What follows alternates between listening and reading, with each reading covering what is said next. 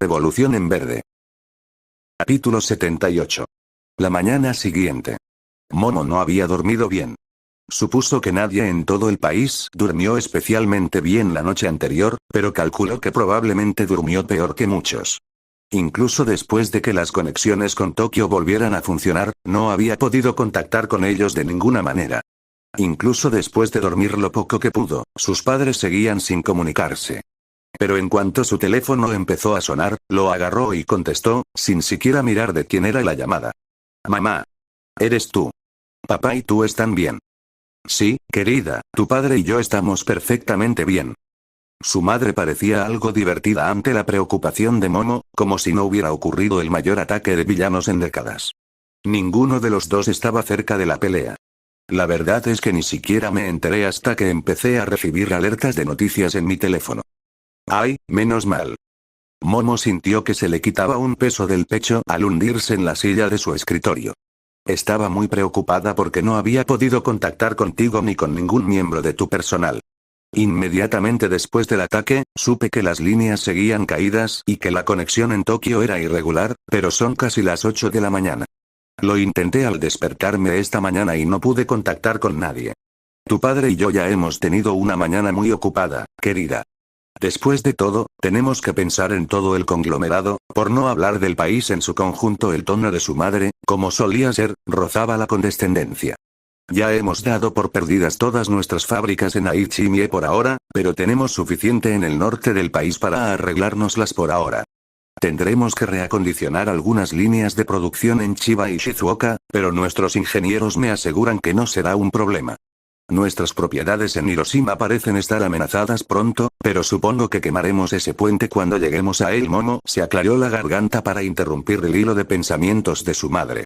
Si no la desviaban rápidamente, su madre podría fácilmente olvidarse de cualquier otro tema de conversación con lo que tuviera en mente en ese momento. ¿Has tenido noticias de algún miembro del personal de nuestra residencia de Nagoya? ¿O has dado instrucciones a algún miembro del personal que te acompaña para que averigüe si están bien? No, supongo que no. Lo haré en cuanto tenga un minuto o dos libres. Estoy muy ocupada ahora mismo, claro, querida, pero me aseguré de encontrar tiempo para ponerme en contacto con mi única hija. Entonces, ¿podrías asegurarte de que estén bien? Por mí. A Momo no le gustaba pedirles favores a sus padres de esa manera. Su padre simplemente estaría decepcionado, pero su madre también la tendría en la mira por el futuro previsible. Ahora mismo, sin embargo, Momo solo quería saber si todos habían salido sanos y salvos. Hubo un breve silencio. ¿Esto es importante para ti? Lo es, madre, entonces, si insistes, asintió su madre con un suspiro. Haré que Suzuki intente contactarlos en cuanto terminemos de hablar. Al menos su madre se lo tomaba en serio. Asuka Suzuki era su asistente personal y, por lo general, se encargaba de las tareas más urgentes para su madre. Gracias, madre, dijo Momo con educación. Simplemente me preocupan las personas que nos han servido lealmente durante años. Muchos de ellos habían sido empleados de su familia durante más tiempo del que Momo había vivido. Claro, claro. La desestimación de su madre fue clara. Ahora, quiero llegar a la verdadera razón por la que te llamé. Claro que no la habría llamado si solo fuera para avisarle a Momo que estaban bien. Probablemente habría tenido suerte si su madre le hubiera pedido a Suzuki que le enviara un mensaje de texto en ese caso. ¿Qué pasa, madre? Acabo de venir de una reunión con la propia presidenta Fujiwara. Como uno de los principales proveedores militares del país, necesitaba saber qué podía esperar de nosotros. La voz de su madre se había vuelto repentinamente muy seria, su tono profesional. Momo estaba bastante segura de que lo que la líder interina de la nación le había dicho a su madre no debía compartirse, pero claro, su madre hacía lo que creía mejor. La expectativa del HPSC y lo que queda de la JSDF es que el MLA continúe avanzando hacia el oeste desde Nagoya. Hay algunos informes preliminares de ciudades y pueblos entre Nagoya y Osaka que indican que ya han comenzado. Dados los números y la fuerza que mostraron anoche, todos con quienes hablé esperan una confrontación prolongada. ¿Guerra? Sí, la voz de su madre era grave. Una segunda metaguerra de liberación. Quizás incluso una guerra civil. Ya hay voces que dicen que el poder del país debería estar en manos de uno de los miembros electos restantes de la dieta. Eso tendría sentido, murmuró Momo. No si los únicos miembros supervivientes son miembros de la Asamblea Legislativa, la reprendió su madre con frialdad. Supuestamente, toda la delegación del partido Corazones y Mente está afiliada a ellos, y esos son los únicos miembros de la dieta que se ha confirmado que han sobrevivido. ¿Y qué hay de la ministra Khan? Interrumpió Momo a su madre. Estuvo aquí ayer, en el Festival Cultural de la UA, cuando comenzaron los ataques, y desde luego no es miembro del partido Corazones y Mente.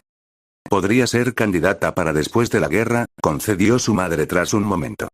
Pero por ahora, necesitamos continuidad en el liderazgo.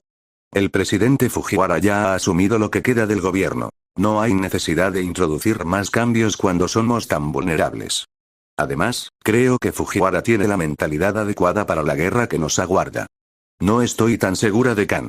Gracias, sin embargo, por informarme sobre el ministro. Me alegra saber que el gobierno no fue completamente aniquilado anoche. De nada, respondió Momo con voz robótica. Sabía que la situación iba mal, pero sus padres siempre habían sido partidarios de hacer las cosas al pie de la letra siempre que fuera posible. Es cierto que no había normas para cuando una parte tan grande del gobierno había sido aniquilada, pero no esperaba que su madre rechazara a un líder elegido democráticamente. De todos modos, dado que el HPSC prevé una guerra prolongada y dado el lamentable estado en el que se encuentra actualmente la JSDF, es inevitable que héroes profesionales sean utilizados como soldados del lado del gobierno legítimo. Mientras Momo le daba vueltas a la idea, se dio cuenta de que tenía cierto sentido. Había miles de héroes en todo el país entrenados específicamente para usar sus dones y derrotar y someter a los villanos que los usaban indebidamente. ¿Qué mejor manera de describir lo que hacía este nuevo ejército de liberación meta? Quizás estaban demasiado acostumbrados a trabajar de forma independiente, o en el mejor de los casos en grupos pequeños, pero con una mayor influencia del HPSC como guía, los héroes profesionales sin duda podrían reforzar el resto de la JSDF, al menos durante el tiempo suficiente para que la ayuda extranjera comenzara a llegar. Eso, tiene sentido, dijo finalmente Momo. Es lo lógico en esta situación. Sí, lo es, dijo su madre como si no hubiera duda alguna. Sin embargo, parece muy probable que llamen a todos los héroes con licencia a obedecer, quizás la semana que viene. A todos los héroes con licencia. ¿Por qué enfatizaba la palabra cada? Claro que también querrían incluir a los compañeros, a menos que, incluso nos pedirán licencias provisionales. Se estaba discutiendo. Fujiwara nos lo dijo por cortesía, presumiblemente para que pudieras retirarte de la UA y perder tu licencia, si fuera necesario. Si lo hicieras después de la llamada, sería, por supuesto, traición. A Momo le daba vueltas la cabeza. Su noche de sueño fragmentado no la ayudaba a ordenar sus pensamientos. ¿Existía la posibilidad de que estuviera a punto de ser reclutada para luchar en una guerra peculiar contra sus compatriotas? ¿Por qué el presidente Fujiwara llamaría tan pronto a los titulares de licencias provisionales? ¿No sería mejor dejar algunas fuerzas en reserva? O tal vez lo harían, pero querían asegurarse de que pudieran movilizarse rápidamente. Sin embargo, lo único que le llamó la atención fue que su madre no le había exigido ni sugerido nada sobre lo que Momo debía hacer. Era raro que su madre no tuviera una opinión, a menudo firme, sobre cómo Momo debía vivir. Si es necesario, madre. Sí. Sé lo mucho que significa para ti ser un héroe, claro. Aunque me preocupa mucho tu seguridad, también sé que ya no puedo obligarte a hacer nada que no quieras. Suspiró. Aunque eso signifique que te pongas en peligro. Por primera vez en años, Momo casi creyó percibir el miedo en la voz de su madre. La mujer siempre se mostraba completamente en control, así que le costaba creer que pudiera sentir una emoción tan cruda como el miedo. Sin embargo, Momo descubrió que su reacción no era miedo, sino asco. Asco ante la idea de dar marcha atrás, de abusar de su privilegio para evitar los peligros que todos los demás enfrentarían. Las palabras empezaron a salir de su boca sin tiempo para pensarlas. ¿Cómo podría vivir conmigo mismo si huyera de esto, si dejara a mis amigos y colegas solos en una guerra? Quiero ser un héroe. Sí, será peligroso. Quizás esta guerra sea más peligrosa de lo que tú o yo podríamos haber esperado, pero eso es parte de ser un héroe, parte de hacer lo correcto. Admito que no estoy contento con la forma en que el presidente Fujiwara ha asumido el gobierno. Pero la única alternativa es un grupo de fanáticos excéntricos que acaban de asesinar a miles, quizás incluso a decenas de miles, de inocentes en pos de su objetivo. Ser un héroe significa oponerme a esa injusticia como pueda. Si eso significa que debo luchar contra ellos en el campo de batalla, que así sea. Aprecio que me hayas avisado y me hayas dado un aviso, pero no me retiraré de la UAN y perderé mi licencia provisional. Hubo un largo silencio al otro lado del teléfono, antes de que un ruido que podría haber sido un sollozo lo rompiera. Ya veo. Si esa es tu decisión, sé que no puedo convencerte. Solo puedo rezar para que no ocurra lo peor. Gracias, madre, claro, Momo. Esas 3 palabras fueron dichas con una suave ternura que había faltado en el resto de la conversación. Hubo otra pausa en la conversación cuando Momo escuchó la voz apagada de Suzuki de fondo, aunque no pudo entender exactamente qué decía. Cariño, tengo que irme ya.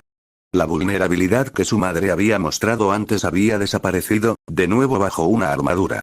Esta vez, la junta directiva. ¿Hablaremos pronto, sí? Sí, madre, por supuesto. Y sin más demora, su madre se fue. Después de ver las noticias toda la mañana, a la hora del almuerzo, Juzo ya estaba harto. Cada nueva información se anunciaba con el mismo tono, sin parar, sin importar su importancia. El hecho de que más de la mitad de esa información, aunque fuera a cuentagotas, resultara falsa, no parecía importarles en absoluto a los locutores. Juzo simplemente no podía soportar el constante y creciente nivel de estrés que todos los canales de noticias parecían intentar crear. Pensó que si surgía algo realmente importante, se quedaría y lo descubriría para cuando fuera necesario. En todo caso, perderse en el laberinto de reportajes sin fundamento y fuentes anónimas, que eran las noticias de última hora, probablemente le dejaría una imagen distorsionada de lo que realmente había sucedido. Así que Juzo decidió tomarse un descanso. No fue el único en esa decisión, pues ya había varios estudiantes merodeando por la cocina, ignorando deliberadamente el televisor de la sala común. Después de preparar un pequeño almuerzo, Juzo se acercó a Yaoyorozu, Kendo y Rin en una mesa donde Kendo y Rin conversaban mientras Yaoyorozu comía mecánicamente. No quiero parecer insensible, pero viéndolo a largo plazo, dijo Rin con un tono que rozaba la cortesía de un sermón, con un dejo de desaliento. Lo peor que pasó ayer podría haber sido que el presidente de la HPSC asumiera el gobierno. No puedes estar diciendo eso en serio. La cara de Kendo era la viva imagen de la indignación, mientras Yaoyorozu seguía comiendo, aparentemente ajeno al mundo exterior. Juzo aprovechó la oportunidad para sentarse y empezar a comer, pues no quería ganarse la ira de Kendo. Miles de personas murieron ayer, Rin. Los villanos tomaron el control de 3 ciudades enteras y siguen en movimiento. No digo que nada de eso sea malo. Si Rin se sintió molesto o ofendido por el tono de Kendo, no lo demostró.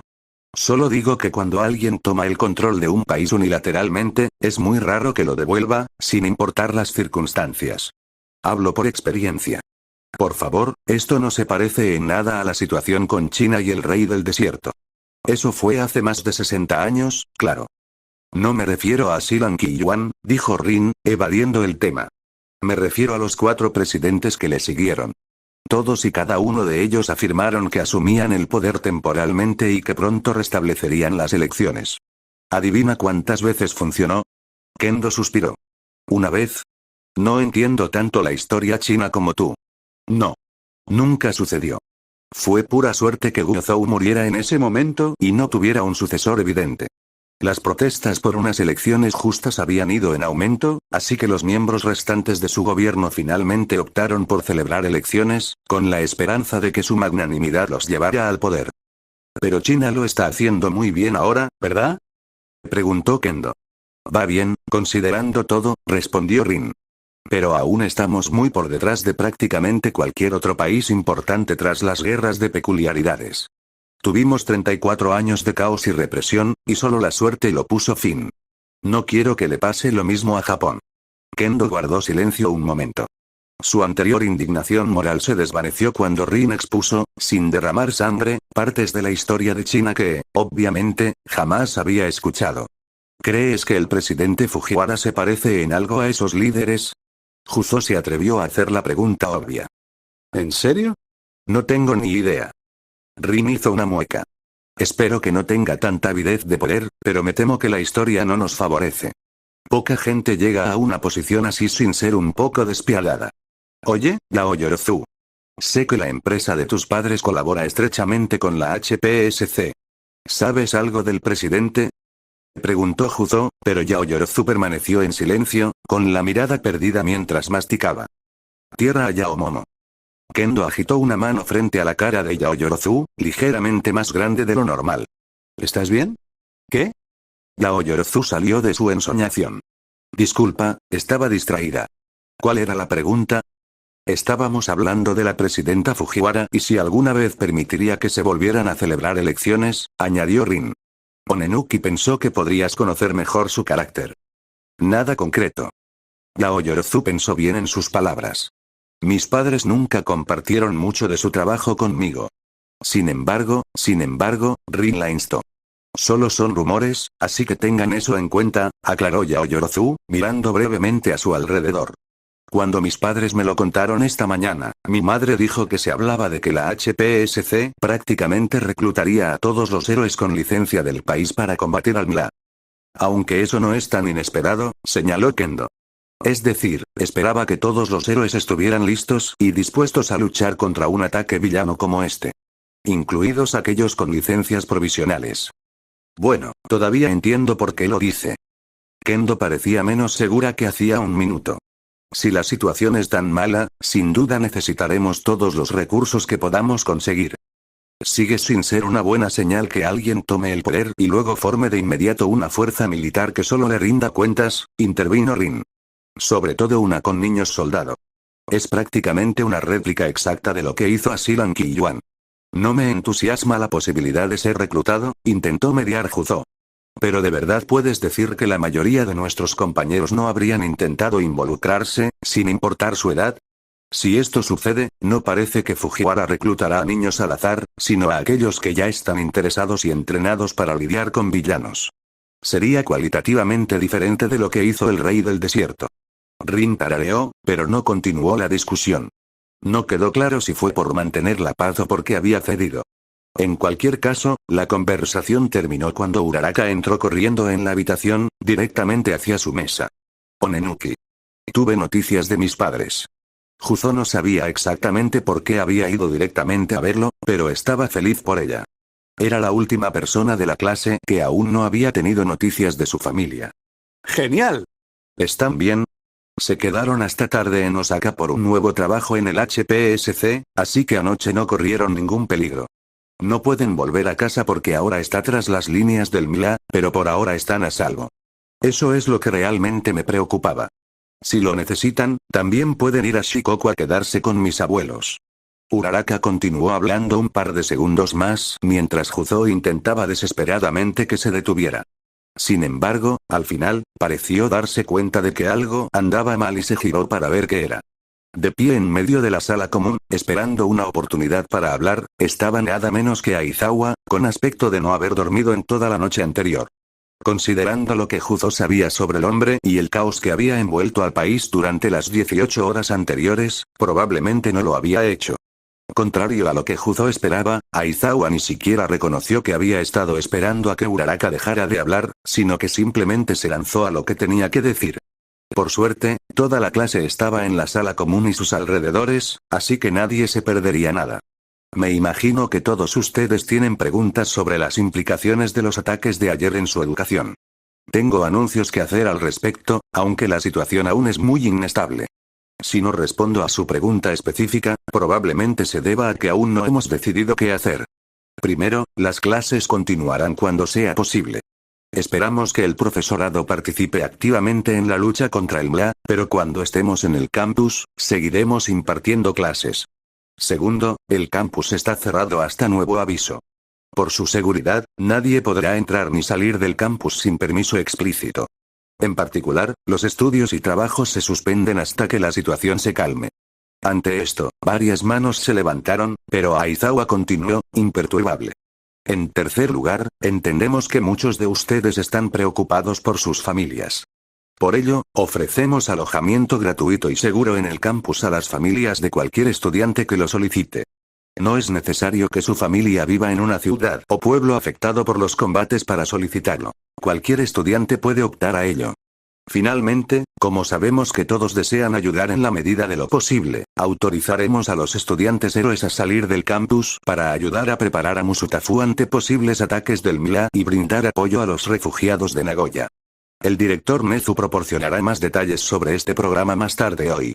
Juzo se arriesgó y preguntó sin levantar la mano ni ser llamado primero. ¿Y si la HPSC nos requisa como héroes con licencia provisional? Yao Yorozu lo pateó por debajo de la mesa por mencionarlo, pero extrañamente Aizawa fulminó con la mirada a Midoriya y Hiro. Dada la dificultad que le causó Midoriya, Juzo supuso que era razonable suponer que se habían enterado y se lo habían contado a todos de alguna manera. Si eso sucede, les daremos más instrucciones en ese momento. Nuestro plan actual es permitir que los estudiantes salgan del campus solo para fines no relacionados con el combate, pero esto es solo un borrador y dependerá de los detalles de cualquier posible solicitud. Aizawa finalmente respondió. Si tienen alguna otra pregunta, por favor, compártanla y háganla esta noche. La situación aún requiere mi atención. Sin siquiera esperar una respuesta, Aizawa giró sobre sus talones y salió del dormitorio. A los 3 días de que Eraserhead anunciara los cambios en las políticas de la UA, casi toda la clase se había vuelto completamente loca. En defensa de la UA, era muy poco lo que podían hacer para evitarlo. Primero, y quizás lo más importante, todos eran estudiantes héroes. Se estaba produciendo un ataque villano a nivel nacional, y aunque Izuku no los habría culpado por querer evitar el conflicto, todos parecían querer ayudar. Algunos, como Koda o Shiozaki, obviamente querían evitar el combate, pero aún así expresaron su deseo de salir a ayudar en las operaciones de rescate y refugiados a su manera. Con el tiempo, ese deseo se hizo cada vez más evidente. Más allá de eso, la estabilidad que normalmente asociaban con la escuela había desaparecido. Tirten y Cementos fueron los primeros profesores en ser llamados fuera del campus, ambos ayudando a lidiar con las consecuencias del ataque de Tokio y dejando sus clases como salas de estudio. Sin embargo, con el paso de los días, Present Mic, Ectoplasm y Eraserhead también abandonaron el campus, aunque Tirten y Cementos regresaron relativamente rápido. Incluso Midnight y Undog habían sido llamados fuera del campus por breves periodos en ocasiones. Como resultado, generalmente no tenían más de la mitad de sus clases en un día cualquiera. Los únicos profesores que no habían faltado eran Olmig, por lo que Izuku consideraba razones obvias, y Snipe, lo que lo confundió muchísimo. Pensó que si estuvieran luchando en una guerra, un don y unas habilidades como las suyas habrían sido invaluables. Pensó que era posible que el gobierno quisiera usarlo como arma secreta o como una sorpresa, pero Izuku desconocía su viabilidad.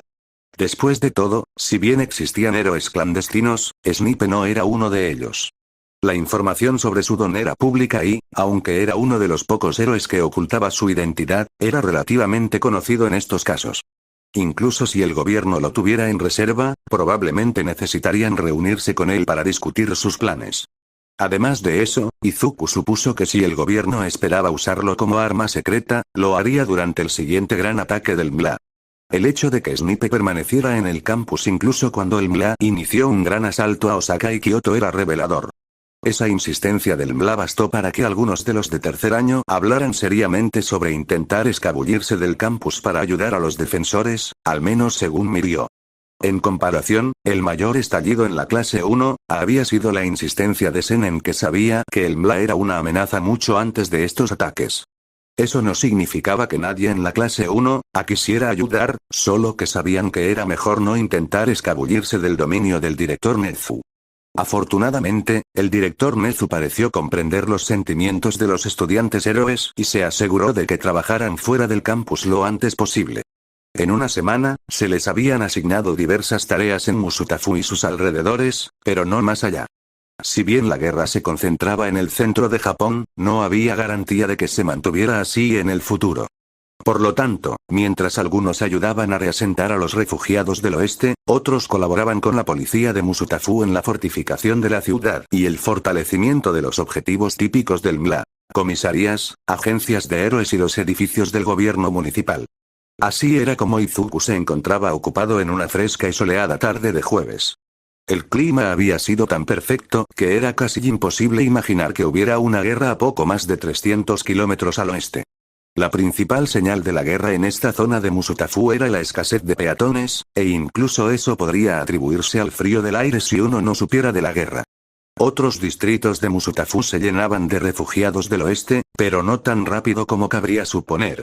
Parecía que la mayoría decidía detenerse y quedarse en Shizuoka, la ciudad importante más cercana al frente, o bien avanzar hasta Tokio. Si hubiera sido por Izuku, Musutafu habría sido su objetivo, aunque solo fuera porque el Ejército de Liberación Militar, ELM, ya había demostrado la capacidad y la disposición para atacar la capital, mientras que Shizuoka estaba demasiado cerca del frente para su tranquilidad. Izuku había sido enviado junto con Shoji Onenuki para entregar e instalar fortificaciones de hormigón adicionales en varias comisarías de policía de la ciudad. Izuku y Shoji se encargaron de transportar las barricadas de hormigón desde donde Cementos las fabricaba hasta las comisarías, mientras que Onenuki se encargó de instalarlas alrededor de las propias comisarías. Integrar las barricadas con el suelo las hacía mucho más difíciles de mover que simplemente colocarlas sobre el pavimento. No puedo expresar lo reconfortante que es tener a los estudiantes héroes de la UA aquí ayudándonos. El teniente Kanoso Matsumoto había estado dirigiendo su trabajo, pero ahora que los tres se habían puesto manos a la obra, parecía contento de sentarse y observar. Sobre todo tú, Bastión. Saber que tenemos al sucesor de All-Might aquí en Musutafu, al menos por ahora, es un gran alivio. ¿Cómo se suponía que debía responder a eso? Las clases de relaciones públicas con Mignuto Present Mic no solían ofrecerse hasta el segundo año. Me alegra poder ayudar en lo que pueda. Izuku se encogió ante lo trillado y cliché que sonaba, pero Matsumoto simplemente asintió. Bueno, con suerte podrás ir al oeste y enseñarles a estos villanos que no se metan con Japón, continuó Matsumoto. Después de todo, eres el sucesor de All Might. No tendrían ninguna oportunidad contra ti. Me halaga que pienses eso. Izuku estaba seguro de que podría enfrentarse a grandes grupos de soldados del Ejército de Liberación de la Mujer, GLA, pero no creía que él solo pudiera cambiar el curso de la guerra. Aunque no he oído nada sobre mi partida pronto.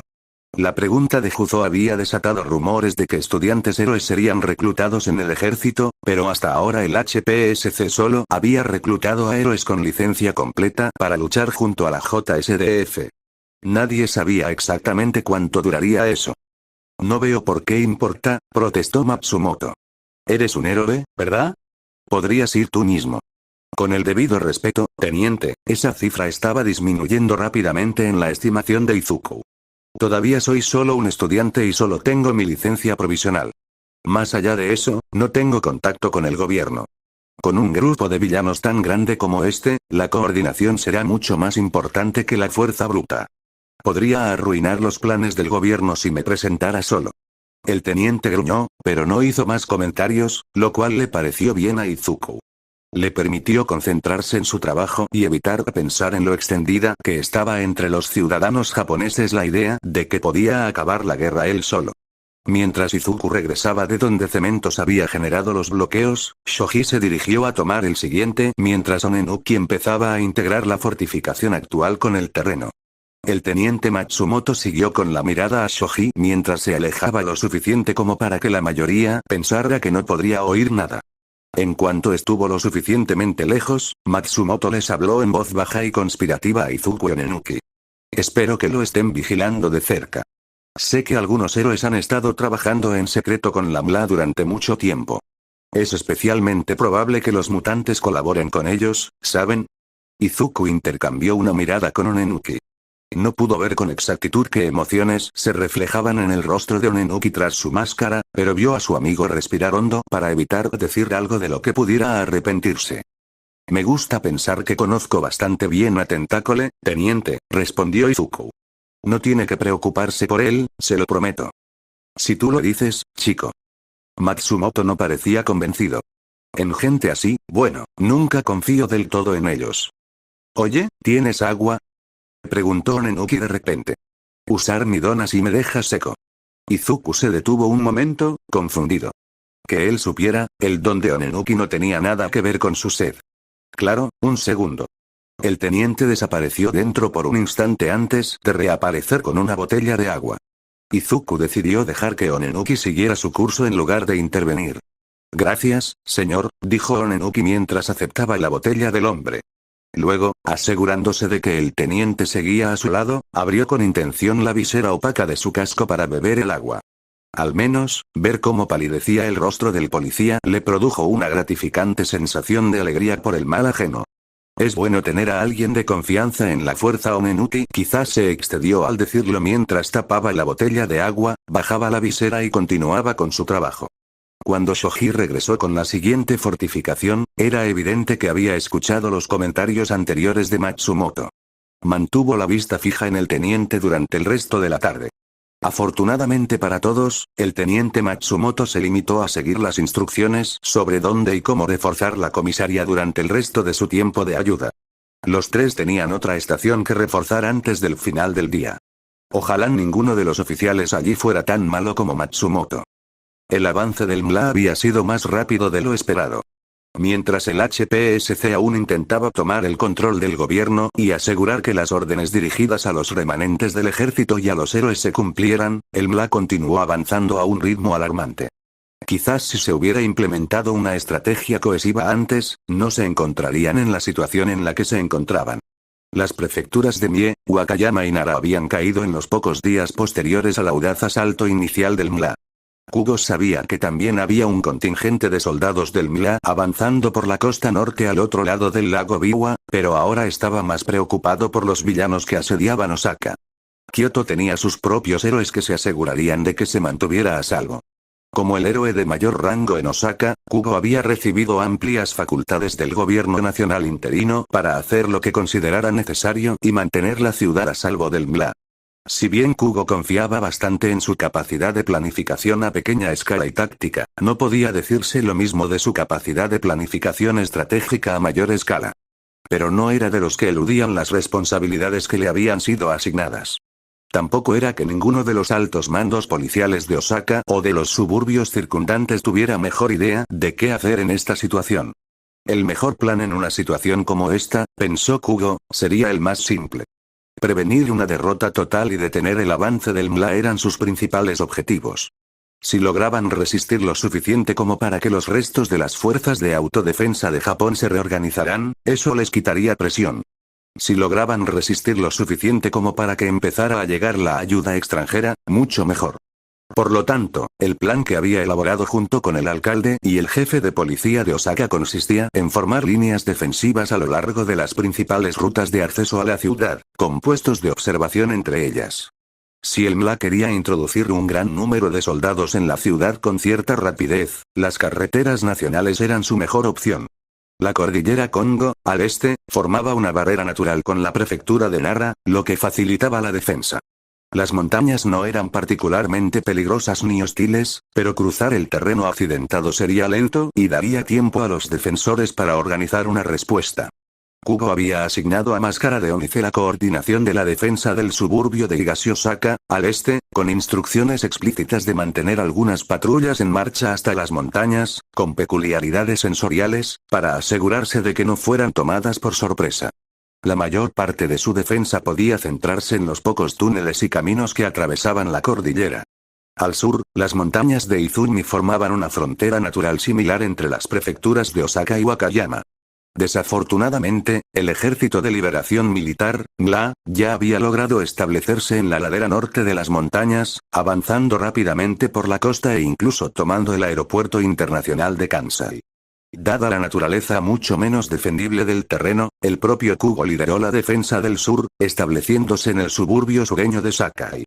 Los jefes de policía de Osaka y Sakai preferían permanecer en la retaguardia, pero Kugo no era así. Era un héroe profesional. Gran parte de su labor consistía en ser un símbolo visible de paz y seguridad para los ciudadanos del país. Incluso en tiempos de guerra, se proponía cumplir con su deber por completo. Dado que una gran parte de las fuerzas bajo su mando eran civiles que se habían ofrecido como voluntarios simplemente para defender sus hogares, mantener la moral alta era una necesidad absoluta. Con Kugo al frente de la defensa, la mayoría de sus compañeros lideraban patrullas o custodiaban otras posiciones fortificadas a lo largo de las líneas del sur.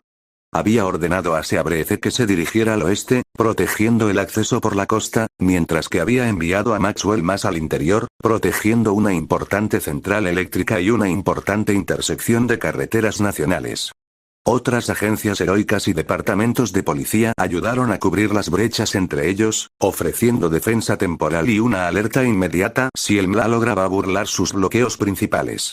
Kubo no había visitado el sur de Osaka con mucha frecuencia, pero aún así era desalentador ver tantas casas y edificios abandonados por toda la ciudad de Sakai.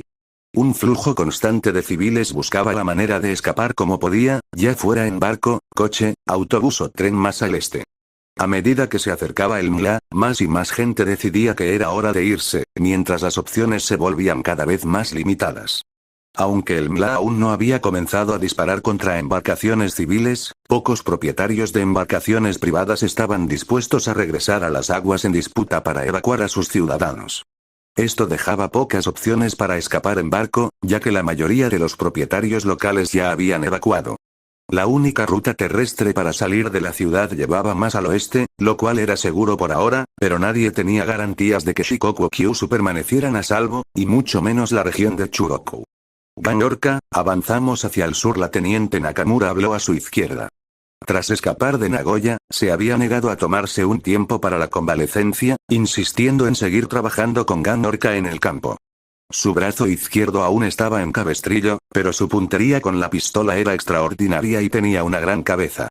Kubo no le negaría nada a alguien con una peculiaridad que también pudiera ayudarlo cuando se desmayara. ¿Cuántos?, preguntó Kubo, avanzando hacia el borde de sus fortificaciones. 6, quizá 10, respondió Nakamura al cabo de un momento, transmitiendo la información de uno de sus observadores, encaramado en una de las torres del centro, sobre el campo de batalla. Probablemente sea un grupo de exploración. ¿Viene hacia nosotros? Sí. Están quizás a 4 cuadras al sur, 2 al oeste de nosotros. No querían que el MLA supiera exactamente dónde estaban sus fortificaciones, al menos no todavía. Los villanos obviamente sabían que algo se tramaba. Nunca habían enviado exploradores a ninguna de las otras ciudades y pueblos que habían capturado, pero Kubo quería mantenerlos a oscuras el mayor tiempo posible. Al fin y al cabo, la clave estaba en resistir hasta que llegaran refuerzos. Entonces, les traeremos la lucha. Nakamura, Arada, Okamoto, Masaki, Oyama, todos me acompañan. Kubo eligió a Nakamura y a 4 de los civiles en quienes más confiaba. Planeaba hacer la mayor parte del trabajo, pero contar con refuerzos no estaría de más. Supuso que el Ejército de Liberación Militar, ELM, no enviaría a nadie tan fuerte como Geten en un grupo de exploración. Para el resto, el sargento Morita está al mando. Avisen al cuartel general si no tienen noticias nuestras en 20 minutos. Las personas que nombró corrieron a su lado mientras Morita tomaba el mando de las fortificaciones. Los policías y los héroes que quedaban en las fortificaciones parecían una mezcla de entusiasmo y resignación ante la llegada del combate, mientras que los civiles que se habían ofrecido como voluntarios solo mostraban expectación por el momento. Aún no habían visto combate. Aprenderían. Sin embargo, los 4 que Kubo había traído eran más expertos que sus otros voluntarios. Okamoto podría haber sido un exmiembro de la JSDF, aunque la mujer ya rondaba los 50. Oyama tenía un acento que indicaba que probablemente había crecido en una zona rural de Estados Unidos. Arada y Masaki simplemente se comportaban con un aire que delataba su conocimiento. Oyama llevaba un rifle de caza que había conseguido de alguna parte, mientras que los otros 3 parecían confiar en sus habilidades para triunfar. Kubo decidió que no era el momento de interrogar a Oyama sobre dónde había encontrado exactamente un artículo tan restringido, y simplemente asumir que lo había conseguido de forma relativamente legal.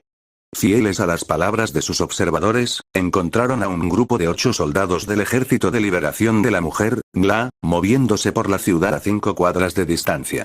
Normalmente, Kubo habría dudado en etiquetar a un grupo de personas como tan claramente villanos, pero uno de piel bronceada usaba su don con indiferencia para oxidar todo a su alrededor. Incluso si fueran civiles, tendría que llevarlos a un lugar público. Desafortunadamente, aunque quería acercarse sigilosamente al grupo, Arada decidió tropezando con un coche aparcado y activando la alarma. Kubo lo reprendería más tarde. Por ahora, debían aprovechar la mínima sorpresa que les quedaba. A la carga. Rugió, corriendo a toda velocidad hacia los conmocionados soldados del MLA. Uno de ellos, un heteromorfo de abundante pelaje y género indeterminado, les acercó un teléfono al oído, pero un disparo del rifle de Oyama les amputó casi toda la mano. Kugo apenas tuvo tiempo de preguntarse qué calibre de rifle tenía Oyama antes de estrellarse contra el grupo de villanos. Dos de ellos se alzaron frente a él. Una mujer cuyos brazos se habían convertido en fuego viviente y un hombre con diversos objetos metálicos orbitando su cabeza. Kugo concentró todo su peso en un puñetazo dirigido a la mujer primero. No podía dejar que alguien con un don de fuego permaneciera consciente demasiado tiempo. Ella intentó atrapar su puño con sus brazos de fuego, pero como Kugo esperaba, no pudo sujetar nada con ellos. Su propio puño carnoso los atravesó, quemándose en el proceso, pero impactó en su rostro, derribándola de espaldas, inconsciente. El otro hombre señaló a Kugo con el dedo y los diversos objetos volaron hacia él a velocidades alarmantes. Kugo simplemente levantó los brazos para protegerse la cara al ver que los proyectiles metálicos eran increíblemente afilados. Sin embargo, antes de que pudiera hacer nada más, un disparo del teniente Nakamura le dio en la rodilla, derribándolo al suelo gimiendo de dolor. Harada y Okamoto estaban incapacitando a un hombre que aparentemente tenía un control mínimo sobre la tierra y el polvo. Las pequeñas construcciones que invocó del suelo no fueron suficientes para disuadirlos. Mientras tanto, Masaki asestó un puñetazo metálico en el estómago de una mujer de al menos 2,5 metros de altura, mientras Oyama disparaba con calma al hombre de piel bronceada. A pesar de su piel metálica, no le ofrecía ninguna protección especial contra una bala en la sien. De repente, solo quedaban 2 miembros del equipo de exploración de la MLA. Para horror creciente de Kugo, sin embargo, se dio cuenta de que los reconocía. Yoshio Oki y Tatsuya Tamanaa eran una pareja de reptiles heteromorfos de Osaka. Ambos habían estado muy involucrados en el movimiento de los derechos de los mutantes y, aunque ninguno había sido acusado de ningún delito o actividad malvada, aún eran conocidos por los héroes y la policía locales. Kugo se sintió profundamente decepcionado al verlos allí. No podía creer que siempre hubieran formado parte del MLA. En cambio, se convenció de que acababan de firmar por alguna razón. Si habían firmado tan rápido, también podrían irse. Kugo levantó una mano para indicar a sus compañeros que se retiraran un momento. Oki. Tamanaa. No tenemos que hacer esto. Kugo reprimió una mueca al oír a Oyama amartillar el rifle de nuevo, pero no pareció molestar a ninguno de los hombres frente a él. Tamanaa, en particular, le frunció el ceño. Era la primera vez que Kugo lo veía expresar alguna emoción negativa. Ah, no. Oki fue quien terminó hablando. ¿Podemos volver a Osaka y dejar que el gobierno nos siga ignorando? Deberías saber que ni siquiera necesitamos haber hecho nada malo para que nos arresten por usar nuestro don en público. El MLA entiende lo que significa ser un mutante, interrumpió Tamanaa. Nuestra peculiaridad es parte de nosotros, y ninguna maldita ley puede negarlo. ¿Quieres defender un régimen que se aprovecha de los mutantes? ¿Que nos ha ignorado durante décadas? No, hombre, al diablo con eso. Intentamos hacer las cosas de la maldita manera pacífica. ¿Sabes lo que conseguimos? Nada. Y no necesitamos que un maldito traidor mutante como tú se interponga en nuestro camino. Kugo abrió la boca para rebatir, pero ambos se abalanzaron sobre él con violencia en la mirada. El áspero disparo del rifle de Oyama impactó a Oki en el hombro, pero Tamanaa logró llegar hasta Kugo. La pura memoria muscular salvó a Kugo en ese instante, ya que usó el impulso del mutante reptil contra él, lanzándolo al suelo en una llave de brazo. Hubo un momento de relativa paz cuando empezaron a esposar a los supervivientes. Kugo no estaba contento de haber causado ninguna muerte, pero sí de que hubieran logrado detener al grupo de exploración antes de que encontraran sus fortificaciones. Sin embargo, un grito agudo desde arriba llamó la atención de todos. Algo con enormes alas palmeadas volaba en círculos en el cielo. El rifle de Oyama volvió a dispararse y la sangre brotó de la criatura mientras se lanzaba en picado descontroladamente hacia el suelo. Kugo se preguntó vagamente dónde había aprendido Oyama a disparar también. Quédense aquí y vigilen a los prisioneros, ordenó Kugo a sus compañeros. Iré a echar un vistazo. Ninguno se quejó. Solo faltaba 1,5 cuadras para llegar a donde había caído la criatura alada. Al observarlo más de cerca, Kugo reconoció la piel grisácea y el cerebro expuesto como características del gnomo que All For One había estado creando. Hasta donde él sabía, toda esa investigación había desaparecido con el propio supervillano, pero obviamente se había equivocado. La bestia seguía viva, y la regeneración ya reparaba el agujero del tamaño de un pulgar que le atravesaba el cuello. Conocer aproximadamente cómo había sido creada le permitió a Kugo pisotear la cabeza de la criatura, acabando con su vida al instante, sin dudarlo.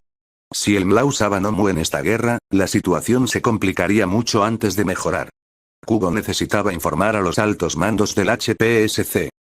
A veces, Oboro reflexionaba sobre el viejo dicho de que es una maldita cosa tras otra.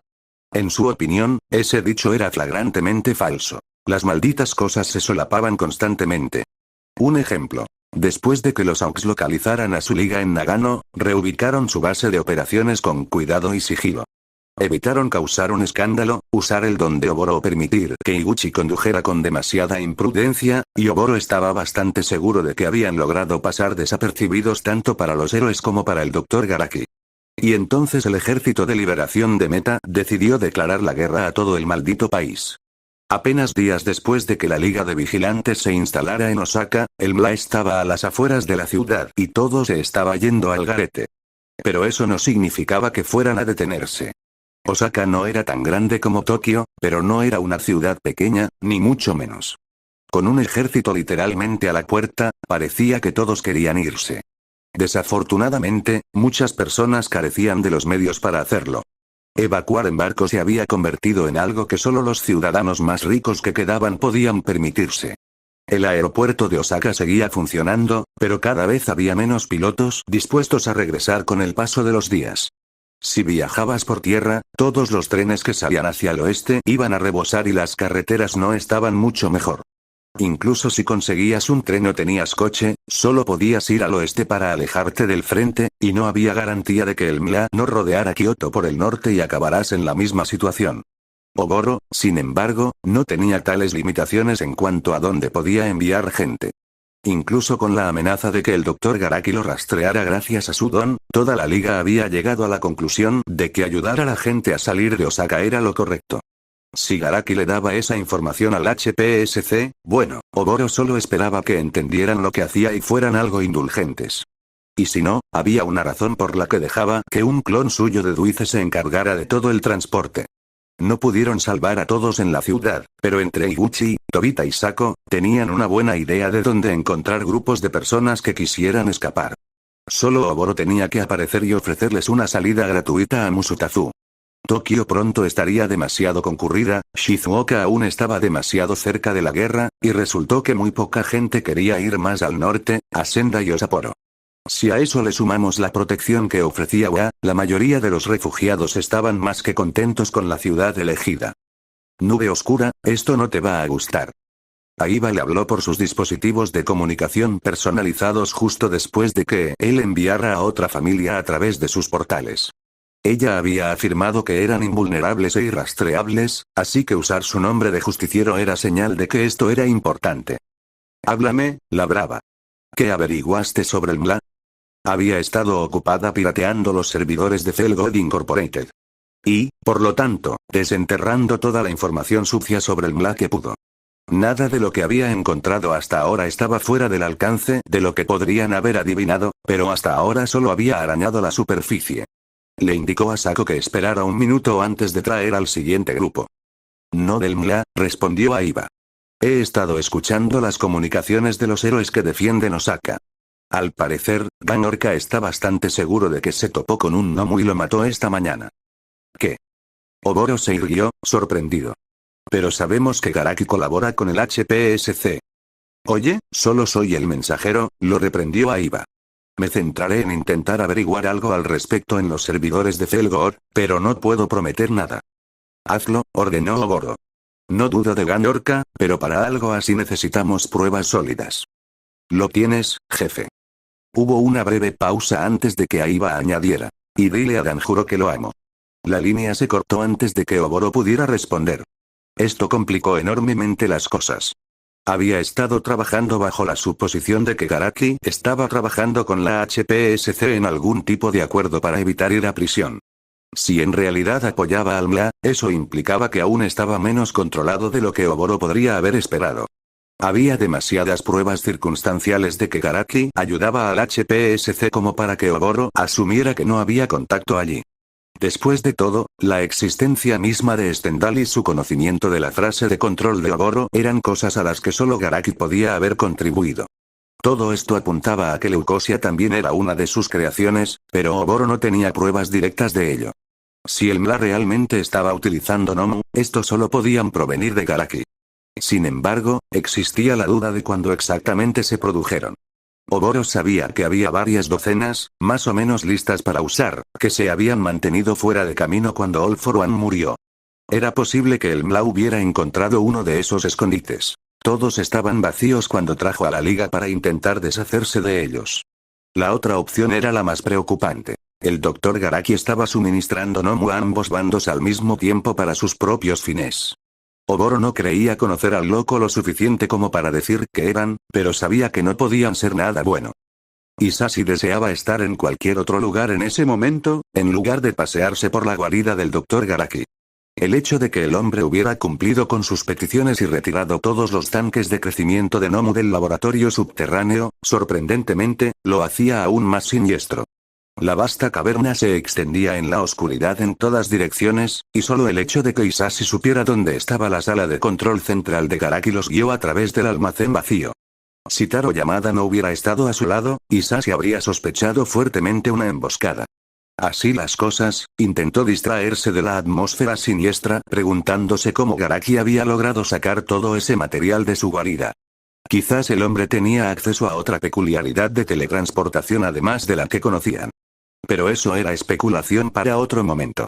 Yamada abrió de golpe la puerta del santuario de Garaki, y el anciano dio un respingo ante el repentino ruido. El doctor estaba sentado frente a su computadora principal, con pantallas y teclados dispersos a su alrededor, mientras se giraba para mirar a Hisashi y Yamada. 3 gnomos permanecían de pie alrededor de la habitación, completamente insensibles a la intrusión. Un gnomo corpulento, negro y sin ojos se encontraba cerca de la puerta por la que habían entrado, aparentemente un guardia. Cerca de Garaki se sentaban 2 gnomos pequeños. Uno de piel azul oscuro y una especie de casco de cristal, el otro de piel blanca y una cola larga y crestada que empezó a agitarse ligeramente momentos después de entrar en la habitación. Ninguno tenía cuerpo, solo brazos, piernas y colas que les brotaban directamente del cuello. Ah, caballeros. Si Garaki de verdad se sorprendió al verlos allí, lo disimuló bien. ¿Qué puedo hacer por el HPSC hoy? Tenemos una pregunta para ti.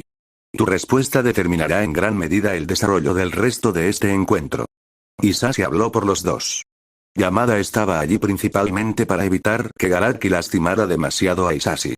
Supongo que no tengo elección, respondió el doctor con demasiada facilidad. ¿Qué le pasó al Garaki de meses atrás que tanto ansiaba complacer? Responderé lo mejor que pueda. ¿Cómo y por qué el ejército de liberación de Meta tiene Nomu entre sus filas? Preguntó Hisashi. Son 2 preguntas, respondió el doctor, inexpresivo. Hisashi sintió una furia furiosa, pero logró contener su respuesta arqueando una ceja. Sin embargo, un momento después, Garaki se dignó a responder la pregunta. Debieron de encontrar uno de los almacenes de All For One. Nunca supe exactamente dónde estaban todos. Kurohiri era el encargado de transportar los Nomu una vez terminados. Eso nos lo contaste en el pasado, dijo Hisashi entre dientes. ¿Y cómo habrían logrado despertar a los Nomu?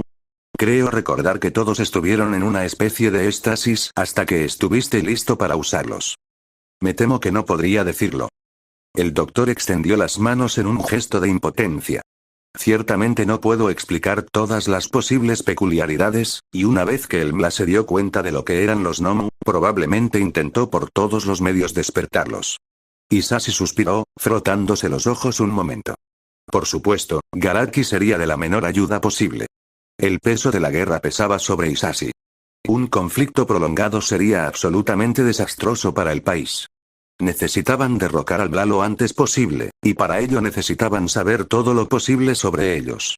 Respiró hondo para tranquilizarse antes de responder. Por el bien de ambos, doctor, por favor, no insulte mi inteligencia. Esperaba que se diera cuenta de la posición en la que se encuentra y que trabajara con nosotros por voluntad propia, pero obviamente fue una tontería de mi parte. Permítame reformularlo. Necesitamos toda la información sobre el Mla que podamos conseguir cuanto antes. Varias operaciones inminentes dependen de ello. Entre tú y yo, tus posibilidades de sobrevivir, y mucho menos de ser un hombre libre, son mucho mayores si el HPSC gana esta guerra que si la gana el Mla. ¿Cómo crees que un grupo que atribuye valor personal únicamente a la fuerza de su peculiaridad reaccionaría a la ciencia que hacen aquí? Isashi tuvo que obligarse a referirse a las atrocidades que Garaki cometía allí como ciencia. Seré franco. Sabemos que le ha proporcionado Nomu al Mla. Sabemos que no destruyó sus Nomu aquí, sino que los trasladó a un nuevo complejo en Shikoku. Sabemos que tiene códigos de anulación más complejos para Stendhal y leucosia. Y estamos dispuestos a pasar por alto todo eso si nos dice lo que necesitamos saber para el éxito de nuestras operaciones. Si no nos lo dices, continuó Isashi tras un momento, no tendré más remedio que detenerte ahora mismo. Con Yamada aquí, ni siquiera podrías detenerme. Y si piensas en intentar atraparnos aquí con alguna astuta aplicación de su don, como simplemente conteniéndonos, debes saber que si no te informo sobre tu trabajo, todo el peso del HPSC recaerá sobre ti. Así que la decisión es tuya. Dime lo que obviamente sabes o disfruta de tus últimos momentos de libertad. Isashi se dio cuenta de que quizá no estaba tan centrado como hubiera deseado, pero necesitaba que Garaki comprendiera su postura. Había demasiado en juego en esta información como para dejar que el hombre se hiciera el tímido. Garaki reflexionó unos instantes antes de responder. Soy plenamente consciente de cómo esta burda imitación del Ejército de Liberación de Meta probablemente percibiría mi trabajo. Supongo que será prácticamente igual que su encarnación original. Así que tienes razón en algo, Midoriya. No quiero que ganen esta guerra. Pero creo que tienes una confusión. Yo tampoco quiero que ganes esta guerra.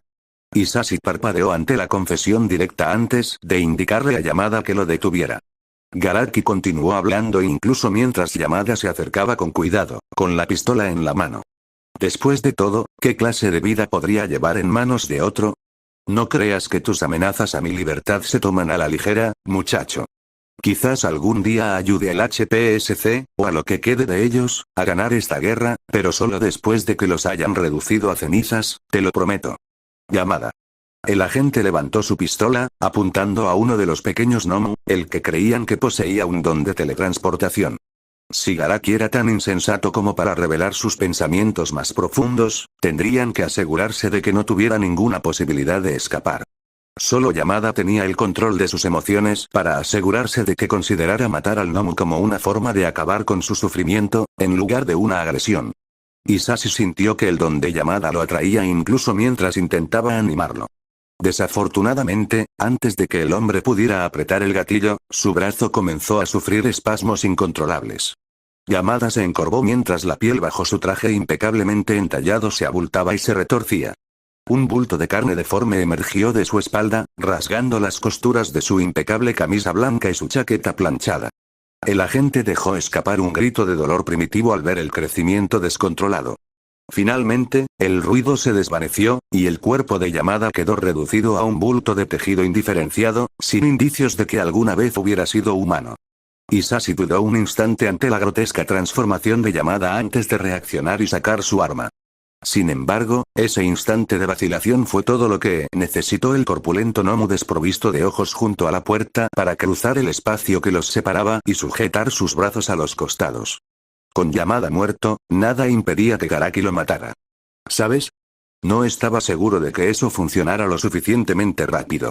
¡Qué sorpresa tan grata! Garaki rió entre dientes mientras se levantaba con cuidado de su asiento para ponerse frente a Isashi. Al fin y al cabo, el don de ese hombre se basaba en la intención. Si creara un Nomu que solo quisiera curar a alguien, incluso mucho más allá del punto de causarle cáncer, bueno, podría hacerlo gracias a su don, ¿no? Aunque me mates, el HPSC se encargará de que acabes encadenado, maldito monstruo, le espetó Isashi al hombre, transformando su pánico en ira. Has matado a un agente de alto nivel. Cualquier esperanza que pudieras tener de evitar el tártaro se ha esfumado. Isashi sintió un vuelco en el estómago al ver a Garaki sonreírle con picardía. Bueno, entonces parece que crees que no tengo nada que perder matándote, ¿eh? Por suerte para ambos, te equivocas, Midoriya.